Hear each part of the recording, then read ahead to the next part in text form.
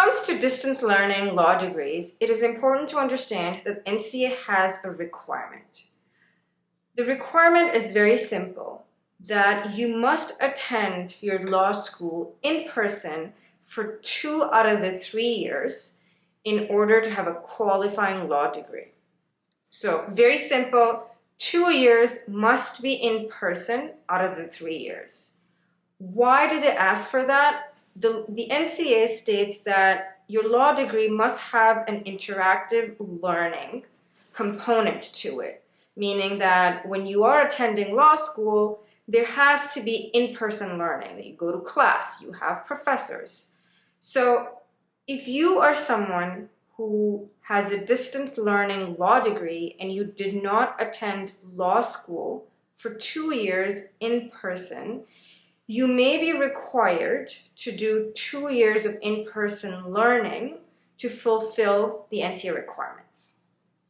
Now, I'm going to expand on this a little bit more, so if you're interested, keep watching.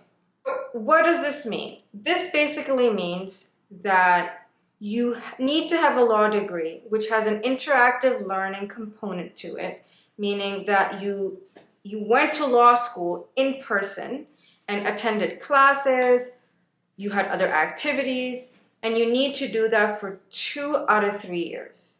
If you don't, let's say that you only went to a law school you have a 3-year law degree, but you attended 1 year out of the 3 years in person. The NCA, in their policy, they state that you will be required to do 2 years of in-person learning, meaning that you have to either do 2 LLMs or you have to, take in-person classes or take in-person NCA courses. So very, very important to understand this, because a lot of times when people are starting this journey, they think that, I'm going to go to work and then do a distance learning program and then become a lawyer in Canada. Well, are you really saving time? Because you can do a distance learning program, but then you will be required to do 2 years in person in Canada. So it's not really, in my opinion, the best solution or the best way to do things faster.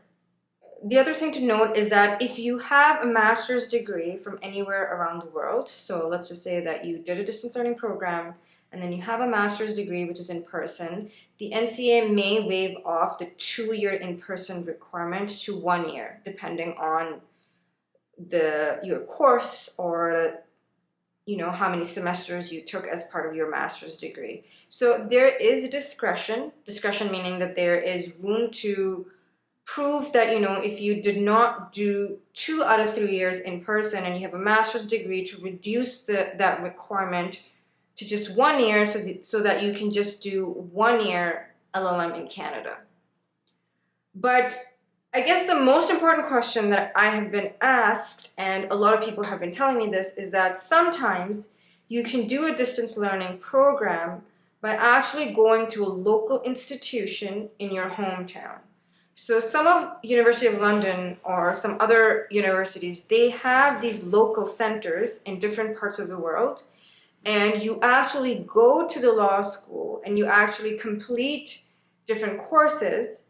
And so you're actually doing in-person learning, but it's at a local institution. It's not the actual institution that provides you your degree. So the NCA has recently changed their rules, and they no longer recognize the local institution in-person learning. So if your degree is from, University of Australia or wherever, you have to actually be at the school in person, not at any other local centers for it to be recognized as in-person learning. This is something that they've changed recently. So let's say that you live in, you are in Nigeria, just as an example, and you attend a local center which is recognized by university. So any university, like University of Australia, I'm just making it up. And you go to the local center for 3 years, you actually get a degree from University of Australia, and then you get your degree assessed from the NCA. Now, the NCA is still going to consider this a distance learning program.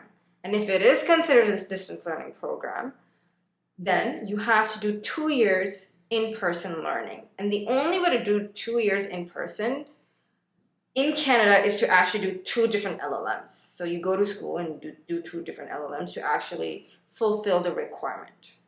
Now, just to summarize, what do I think about it and what are my thoughts on this? If you are someone who wants to become a lawyer in Canada and you know for a fact that this is the pathway that you're going to take, I just discourage people to do the distance learning program at all. Just don't do it, because you can do it if you want to stay in your hometown or you want to practice in your hometown. But if you want to move to Canada and become a lawyer, it is a little bit complicated, because if you attended a local institution, you're still going to have to do a 2-year in person. If you attend a local institution and you have a master's degree, then you're still going to have to do 1 year in person, and you probably need to get another master's. So if you can, the best solution for you would be to just attend a university which is your hometown, which is in your hometown. Just don't do any distance learning components, because again, the NCA does not recognize that, because the NCA states that this does not fulfill the interactive learning component. When they assess education, they want to make sure that the student was interacting with the university that actually awarded the degree. So what does all of this mean? Don't do a distance learning program if you want to become a lawyer in Canada. If you have no other option, just remember that you'll do a distance learning program, but then you're going to have to do 2 years in person in Canada. So if you're thinking you're saving time, or if you're thinking you're going to get ahead, it's not really the case here. It's just you're going to have to spend money and time again to go to school for 2 years. So it's better to just avoid it. Go to your local institutions. Any universities that offer a law degree, that would be the best case scenario. I do also suggest that you read the NCA policy manual, which is, I can link it here, but you can just go online and look for it. It really explains the steps that the NCA takes to actually provide you with an NCA assessment. So what do they assess when they're assessing your law degree is, first of all, how many years? Then they assess mode of study. This is where the distance learning part comes in, is that, where did you go to school? Did you go in person, or was this a distance learning program?